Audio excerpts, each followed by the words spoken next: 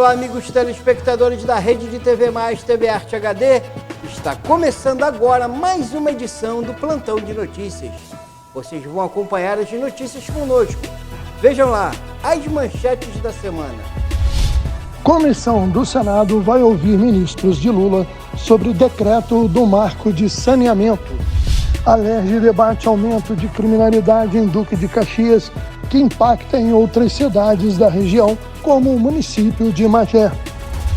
Campanha Nacional procura levar ao registro civil a cidadãos sem documentos. E você confere ainda as notícias locais. Começa agora o Plantão de Notícias.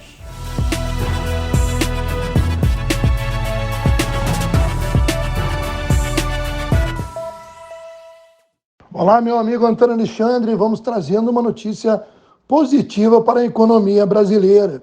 Escolhido para substituir as aeronaves da Força Aérea Brasileira, o caça Gripen F-39 da empresa sueca Saab vai começar a ser produzido no Brasil. Confira mais detalhes. O Gripen F-39 é um caça de última geração desenvolvido pela empresa sueca Saab. Foi projetado para ser uma aeronave leve e ágil, com capacidade de operar em várias missões diferentes, incluindo defesa aérea, ataque ao solo e reconhecimento. Em 2014, Brasil e Suécia assinaram um acordo de mais de 5 bilhões de dólares para a aquisição de 36 caças, incluindo a transferência de tecnologia para a produção nacional. O caça vai substituir as antigas aeronaves da Força Aérea Brasileira. O Gripen F-39 tem um motor de alta eficiência, consegue alcançar até 2.400 km por hora e pode ultrapassar 15 mil metros de altitude. Bom, e se assim como eu, você também ficou curioso para ver como ele é por dentro? Então vem comigo. Esse aqui é o cockpit do Gripen. Trata-se de um dos caças mais modernos do mundo. São vários computadores, cada um deles dedicado a uma tarefa específica. E olha só, a versão brasileira do caça tem um diferencial, que é essa tela panorâmica sensível ao toque. É por meio dela que o piloto vai ter acesso a todas as informações sobre o voo e sobre a missão. No Brasil, 4 Gripens já estão em operação na base aérea de Anápolis, em Goiás, e 2 chegaram ao país na semana passada. Nessa terça-feira, foi inaugurada a linha de produção do F-39 na fábrica da Embraer, em Gavião Peixoto, São Paulo. Agora, outras 15 unidades serão produzidas por engenheiros e técnicos brasileiros que passaram por treinamento na Suécia. Segundo o governo, a previsão é que o último caça seja entregue em 2027.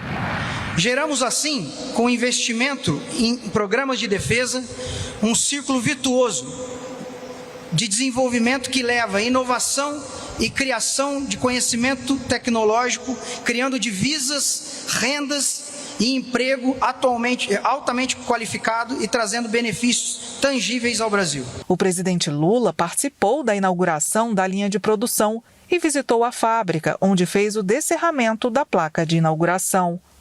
A aquisição dos caças Gripen traz para a Força Aérea, em particular para o Brasil, o sentido mais amplo, a aquisição de novos horizontes na capacidade de prover a defesa aérea compatível com as dimensões continentais desse país.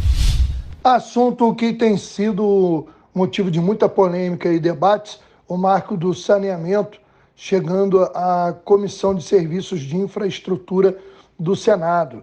Os senadores da comissão aprovaram nesta quarta-feira, dia 10, convites para ouvir ministros do governo Lula sobre a constitucionalidade dos decretos publicados recentemente pelo governo federal sobre o marco legal do saneamento.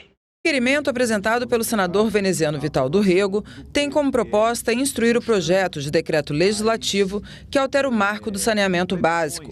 De acordo com o parlamentar, é necessário ouvir o ministro da Casa Civil, Rui Costa, e da cidade Jader Filho, para debate mais aprofundado do decreto. Sobre o PDL que chegou à nossa casa, ontem houve uma reunião proposta pelo líder do governo, com a presença dos senhores ministros de Estado, ministro Rui Costa e ministro Jader Filho, e com integrantes entre estes senadores e alguns, inclusive, parlamentares e deputados federais, para que fossem apresentadas, a fim de que nós iniciássemos essa discussão que vamos ter, dirimindo as dúvidas, principalmente aquelas que reinam sobre a constitucionalidade ou não dos decretos que foram editados e publicados pela atual gestão. Ponto 1. O que foi sugerido, e é por isso que eu trouxe a apreciação do senador presidente e, evidentemente, do colegiado, os próprios senhores ministros desejam participar desse debate para que nós, integrantes, possamos, antes de uma deliberação definitiva em plenário, termos dirimidas essas dúvidas quanto ao seu mérito e principalmente sobre o aspecto constitucional. Os parlamentares também aprovaram um projeto que garante isenção de impostos sobre produtos industrializados na aquisição de automóvel para taxistas iniciantes. O texto especifica que também vão ter direito os motoristas profissionais que detenham delegação de poder público como titular de autorização, permissão, alvará, contrato, adjudicação, outorga ou concessão para atividade de condutor autônomo de passageiros. É verdade que os taxistas enfrentam uma situação muito difícil na grande maioria dos mercados. Portanto, o PL merece aprovação. Contudo, há algumas ponderações a fazer. O empréstimo subsidiado não deve se tornar por si só fonte de renda para o taxista, na forma da revenda do veículo adquirido em condições vantajosas, antes do fim da sua vida útil. Assim, propomos que os empréstimos possam ser tomados a cada 8 anos, idade que boa parte das prefeituras adota para a troca dos veículos e que nos parece bastante razoável com a tecnologia atual. Por outro lado, o prazo máximo do financiamento seria estendido para abarcar esse tempo, reduzindo as prestações para os taxistas, de modo a aliviar seus caixas nos primeiros anos de operação, ou permitir investimentos maiores no serviço. Na Câmara dos Deputados, também em Brasília, uma audiência pública debateu a situação dos 2 aeroportos do Rio de Janeiro, o Galeão e o Santos Dumont. Confira um pouco do que foi a audiência. Uma audiência pública na Comissão de Viação e Transportes da Câmara dos Deputados discutiu a subutilização do Aeroporto Internacional do Galeão Tom Jobim, no Rio de Janeiro. Já o Aeroporto Santos Dumont aumentou o fluxo de passageiros e voos domésticos. A crise, segundo o deputado Bebeto, do PP do Rio de Janeiro, estaria afetando a economia local e o acesso ao transporte aéreo. O ponto mais evidente do desequilíbrio operacional entre os 2 aeroportos é a perda da predominância do Rio de Janeiro nas linhas aéreas internacionais. Questão com impacto que afeta fortemente o turismo, o comércio, o serviço, a indústria, que depende de passageiros, de cargas importadas. O secretário nacional de Aviação Civil, Juliano Alcântara, destacou a importância do Galeão para o Brasil e a necessidade de uma solução negociada para equilibrar as operações entre os 2 aeroportos. Tem muita coisa na mesa, muitas ideias, muitas sugestões, cada um tem uma solução perfeita, e o que a gente está tentando fazer aí é juntando Prefeitura, Governo do Estado, a sociedade civil organizada, FEComércio, Firjan, enfim, Ministério também do lado de cá, com a visão federal sobre o assunto, é achar a melhor solução para todos. O aeroporto internacional, que já operou com 17 milhões de passageiros por ano e tem capacidade para 37 milhões, fechou 2022 com apenas 5 milhões e 700 mil passageiros. Alexandre Monteiro, presidente da concessionária Rio Galeão, que administra o Tom Jobim, disse que, apesar dos investimentos de 2 bilhões de reais e da devolução amigável da concessão, a empresa está adimplente com o governo e fornecedores para fazer a transição do contrato de licitação. Estamos 100% adimplentes com as nossas obrigações contratuais, 100% adimplentes com as obrigações financeiras da companhia, sempre estivemos, com bancos e etc. Nós estamos 100% adimplentes também com as obrigações de pagamento de outorga. Enquanto faltam passageiros no Galeão, o Santos Dumont ultrapassou 10 milhões de embarques e desembarques domésticos no ano passado e tem capacidade para 15 milhões por ano. O aeroporto responde por 70% das receitas da Infraero, empresa pública que administra vários aeroportos brasileiros. O superintendente da Infraero, Paulo Eduardo Cavalcante, disse que a empresa está disposta a rever a capacidade de operação do Santos Dumont. A nossa capacidade, ela pode ser, obviamente, debatida de acordo aí com as políticas públicas. O presidente da Embratur, Marcelo Freixo, considera a solução para o problema uma questão de complementariedade. Ele defendeu o remanejamento de voos domésticos do Santos Dumont para o Galeão. Porque em nenhum lugar do mundo, na mesma região metropolitana, com o número de voos que tem para o Rio de Janeiro, aeroportos podem ser concorrentes, né? Então é necessário um planejamento comum dos dois, para que possam ser complementares. Já na Assembleia Legislativa do Estado do Rio de Janeiro, uma audiência esteve debatendo o aumento da violência, especialmente roubo de cargas e de veículos na região de Duque de Caxias, que vem impactando também municípios vizinhos, né, inclusive Magé, né, que tem uma proximidade muito grande com o Duque de Caxias, especialmente a região de Piabetá. Vamos conferir como foi essa audiência e os temas debatidos.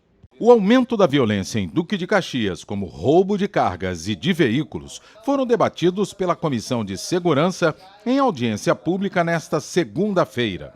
Estiveram presentes representantes da Polícia Militar e da Polícia Civil.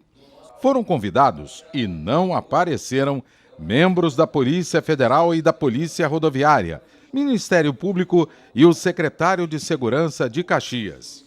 Tanto os parlamentares como policiais presentes citaram que a integração entre as forças é fundamental para combater a violência na região. Nós estamos batendo nesta tecla na Comissão de Segurança Pública porque é algo passivo.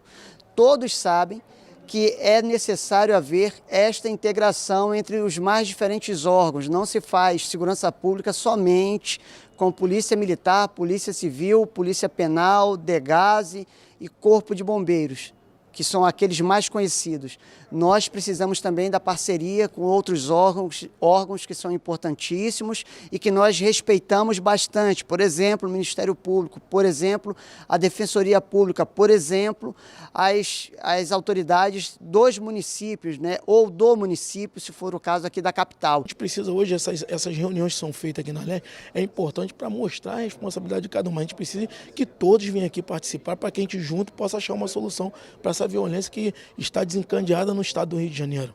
Há 4 meses, no comando do 15º Batalhão da Polícia Militar, o coronel Heitor informou que os números do primeiro trimestre deste ano são os menores desde 2020. Para se ter ideia, 180 pessoas foram presas e 122 armas foram apreendidas. E dessas, foram 23 fuzis em 4 distritos do município de Caxias. O que tem chamado muita atenção das autoridades são os roubos de cargas e de veículos nas áreas das BRs 040 e no Arco Metropolitano e também na Avenida Brasil. O roubo de carga na BR-040 e na BR-493 vem realmente impactando na nossa região. A gente acaba assumindo um protagonismo que não é da Polícia Militar, mas a gente não vai deixar de atuar por causa disso, como a gente vem atuando. Também foi discutida na audiência pública a necessidade do Código Penal ser reformulado, uma vez que a lei é da década de 40 e precisa ser atualizada. Nós precisamos dos nossos deputados, senadores que foram convidados, tá? Foram convidados para que estivessem aqui para discutir exatamente essa questão, porque quando se fala de polícia, lembra-se de quê? Polícia Militar. Aí lembra-se que é deputado estadual. Mas a questão, normalmente, às vezes vem a federal, até porque as leis que nós fazemos têm que estar em conformidade. E dentro do Pacto Federativo, que eu defendo muito aqui, quem tem que legislar a questão penal tem que ser os deputados estaduais. O Brasil é grande. E eu tenho certeza, se os deputados estaduais estivessem hoje legislando essa questão, eu tenho certeza que muitas coisas estariam mudando. As penas precisam ser mais duras. Se formos mudar o Código Penal, o Código de Processo Penal, para que essas penas sejam mais rígidas, ótimo. Mas se não for para isso, é preferível deixar como está e fazer apenas alguns ajustes. Nós vamos agora a um breve intervalo e voltamos em instantes.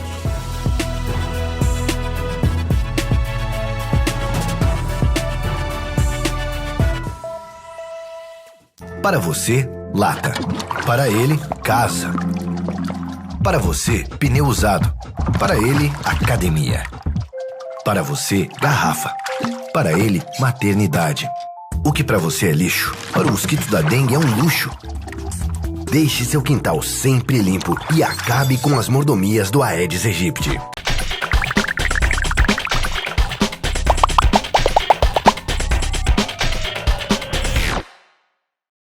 Qual é o seu plano para hoje? Maratonar uma série? Se divertir com a família? Jogar com dezenas de amigos? Seja qual for o seu plano, a SumCity tem o melhor plano e o melhor preço para você. Internet 100% fibra ótica de 150 MB até giga conexão a partir de R$ 89,99. Não perca essa oportunidade. Ligue 10353 e assine agora mesmo a SumCity.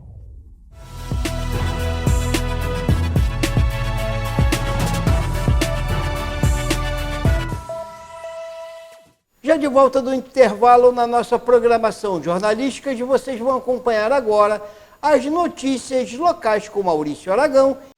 E esta semana, meu amigo Antônio Alexandre, aconteceu mais uma etapa do projeto Defesa Civil nas escolas no município de Magé.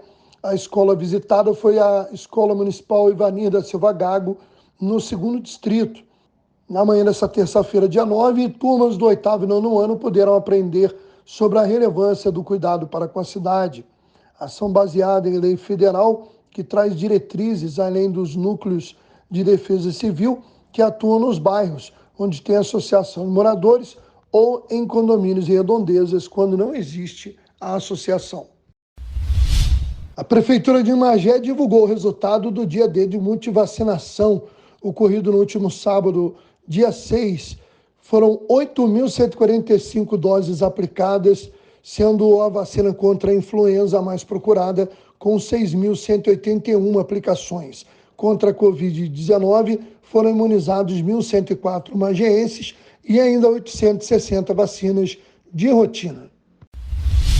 A Prefeitura de Guapimirim divulgou em suas redes sociais a campanha pelo registro civil. Muitas pessoas até hoje não conseguiram registrar seus documentos e a campanha nacional visa justamente reverter esse quadro. Confira o vídeo divulgado nas redes sociais da Prefeitura de Guapimirim. Entre os dias 8 e 12 de maio, a Artem Brasil, em parceria com o CNJ e todos os registradores do Brasil, vai realizar uma ação inédita no país.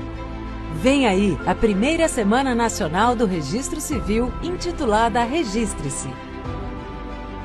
Tribunais e cartórios de registro civil de todo o país estarão mobilizados para emitir certidões de nascimento de pessoas socialmente vulneráveis. Atualmente, o Brasil tem cerca de 2,7 milhões de pessoas sem documentos, número que tem caído ano a ano segundo dados do IBGE. As solicitações serão feitas no ato em formulário eletrônico próprio e os interessados não terão custo algum para emitir seus documentos. Um esforço concentrado para erradicar o subregistro civil de nascimento no país e ampliar o acesso à documentação civil básica a todos os brasileiros e a todas as brasileiras. Acesse www.cnj.jus.br/registre-se e confira mais detalhes do projeto. Primeira Semana Nacional do Registro Civil. Justiça e cidadania para toda a comunidade.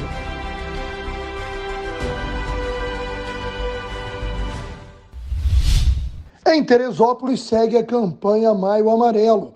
A Guarda Civil Municipal vem realizando ações lúdicas nas escolas municipais. O objetivo é conscientizar as crianças sobre prevenção a acidentes, educação e segurança no trânsito. A Prefeitura de Rio das Ostras informando que nesta quinta, dia 11, e na sexta, dia 12 de maio, o atendimento do Banco de Empregos, geralmente no Centro de Cidadania, no Âncora, será transferido para a carreta do trabalhador que está na cidade, estacionada atrás da Secretaria de Turismo. A unidade móvel oferece serviços gratuitos como vagas de emprego, entrada no seguro-desemprego e isenção de segunda via de carteira de identidade, entre outras. Então, Devido a isso, durante esses 2 dias, o Banco de Emprego estará funcionando com esse atendimento volante na Praça Prefeito Cláudio Ribeiro, onde também tem um banco de empregos, né, fixo, atendendo a população. Antônio Alexandre, e agora destacando que uma exposição no Museu da Imagem e do Som, no Rio de Janeiro, destaca a memória da cultura negra na música e na história do país. A exposição Nossas Sensações Não São Nossas, em cartaz no Museu da Imagem e do Som, na Lapa, região central do Rio, reúne cerca de 200 itens do acervo do MIS, entre eles documentos e registros da Rádio Nacional. Nesta mostra, registros históricos, fotos, documentos e obras contemporâneas tratam de memória e de legado. É uma exposição que fala de arte e carnaval como uma produção coletiva, uma produção artística coletiva que perdura no tempo. Aqui a gente faz uma reverência e uma honraria mesmo, né? Essa produção intelectual preta. Grandes nomes da história da música brasileira estão nas imagens e nos documentos escolhidos para a mostra. São fotos de Heitor dos Prazeres, Clementina de Jesus, Zequete e Ismael Silva. De João da Baiana, há a reprodução de uma ilustração de 1947 de um samba na Pedra do Sal, na Saúde. Entre as obras inéditas de artistas contemporâneos está este atabaque, chamado Viramundo, do artista plástico Jefferson Medeiros. Aqui ele retrata 2 mapas, um convencional em concreto e outro em ouro invertido, que questiona a hierarquia e os valores da colonialidade. A exposição é uma viagem no tempo e um encontro com o presente. Nos fez relembrar muita coisa do passado, muitas músicas lindas que até hoje fazem sucesso. Isso tudo que está aqui a gente praticamente viveu, né? Eu tenho 74 anos de idade, então eu vivi isso tudo. Então eu estou achando assim, eu estou encantada. Na série Ponto Riscado, o fotógrafo Guga Ferreira registrou as festas em terreiros na zona oeste do Rio. O samba em si, né, ele está relacionado às religiões de matriz afro-brasileira. Não são religiões que são muito perseguidas até hoje, não é algo que ficou no passado. E a violência nas escolas foi tema de debates em audiência da Comissão da Criança, Adolescente e Idoso da Assembleia Legislativa. A contratação de psicólogos e assistentes sociais foi defendida como uma das medidas essenciais para combater os casos de violência nas escolas. O assunto foi discutido nesta quarta pela Comissão da Criança, Adolescente e Idoso da Alerj.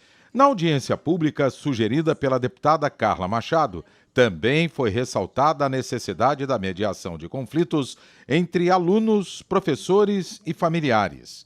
Com a experiência de 4 décadas no tema, a psicóloga Naura afirmou que entender os problemas daqueles que precisam de ajuda é fundamental para diminuir a violência nas escolas. A mediação de conflitos visa exatamente trabalhar no sentido de que as pessoas que naquele momento estão vivenciando uma crise do relacionamento possam encontrar saídas possíveis em que um e outro se comprometa com o que for proposto a partir de uma reflexão. Esse conjunto, né, de não investimentos, de desinvestimentos, ou seja, de ações ou de omissões, eles conformam o que a gente chama de uma violência estrutural, né? A própria definição da Unesco caminha nesse sentido. Qualquer ação ou omissão que vise ou que possa causar danos às escolas. A falta de profissionais que sobrecarregam os demais, a falta de equipe multidisciplinar, mediadores para trabalhar aqueles alunos que são portadores, né, de alguma doença, né? Então a gente realmente não pode cobrar aquilo quando a gente não dá a condição. Para o deputado Munir Neto, presidente da comissão, uma conversa franca, direta, sempre com o intuito de ajudar, é bem melhor que medidas consideradas duras em uma sociedade que tem vivido conflitos. As redes sociais têm contribuído na disseminação de mensagens mentirosas, as chamadas fake news. Muitas, inclusive, incitam vários grupos a serem agressivos. Para combater esse tipo de situação, é necessário o investimento em psicólogos e assistentes sociais. Não só assistentes sociais, psicólogos, mas eles reclamam muito da questão de porteiro, cozinheiro, inspetor, auxiliar administrativo. Então nós precisamos completar o quadro da escola, que com isso nós temos certeza que a qualidade do ensino vai melhorar. Quando a gente trata as causas, a gente vai mitigar os efeitos dessas causas. E a gente vem acompanhando esse processo. Sou oriunda de escola pública, a gente sabe que existem várias questões que envolvem, desde do recurso que é destinado. É um discurso que está a âmbito federal. As nossas escolas estão precisando de uma atenção melhor, os nossos profissionais também, e o aumento do escopo desse corpo de profissionais, que inclui psicólogos, assistentes sociais, nas escolas, é importantíssimo para cuidar de todos. A próxima reunião da comissão para tratar do tema será dia 15 de maio, na cidade de Volta Redonda. Pelo Campeonato Brasileiro, a dupla Fla-Flu esteve em campo nesse meio de semana e ambos venceram. O Fluminense, e pelo mesmo placar, o Fluminense fora de casa derrotou o Cruzeiro num jogo muito disputado e polêmico por 2-0, gols de Ganso e Cano. Enquanto o Flamengo, jogando no Maracanã, venceu ao Goiás por 2-0 e Pedro, autor do primeiro gol, acabou se tornando desfalque devido a uma lesão. Um golaço de Everton Ribeiro de letra foi o destaque da vitória de 2-0. Esses foram os fatos relevantes do nosso plantão de notícias. Estamos terminando mais esta edição, agradecendo a todos vocês que nos acompanham através das redes sociais e no canal 57 da Sumicity. Principalmente os nossos agradecimentos à nossa equipe técnica, nos despedindo até a próxima edição.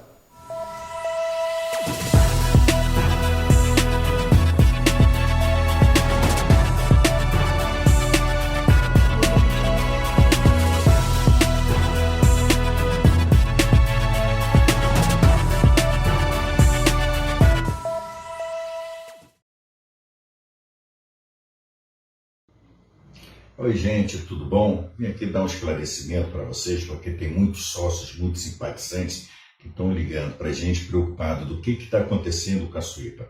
Bom, vamos lá. A Suípa há anos que vem passando por uma dificuldade financeira e com a pandemia só veio realmente a piorar a situação, tá bom? Então, o que aconteceu? Na sexta-feira passada, eu estive lá na Comissão de Saúde Animal da Câmara dos Vereadores, que é presidido pelo vereador Marcos Paulo, pedindo socorro, pedindo que o poder público ajude a Suípa, que olhe pela gente. E prontamente ele acionou a Secretaria Municipal de Proteção e Defesa dos Animais, que é presidido pelo Vinícius Cordeiro, que esse, por uma medida emergencial, que nós precisávamos muito, já doou para a gente 7 toneladas de ração cão adulto. Então, na promessa que a semana que vem mais 7. Poxa, o que nós estamos precisando é exatamente isso, porque a Suípa ela faz um trabalho essencial aos animais, essencial também à população, né? Então nós precisamos de ajuda, gente. Eu preciso que me ajudem para eu poder ajudar. Tá bom? Então eu conto com vocês, conto com a sociedade, com você que é empresário, com o poder público. Por favor, olhem pela Suípa. Todo mundo que protege os animais, tá bom? É isso que eu fico. Um beijo no coração de vocês, tá bom, gente? Valeu!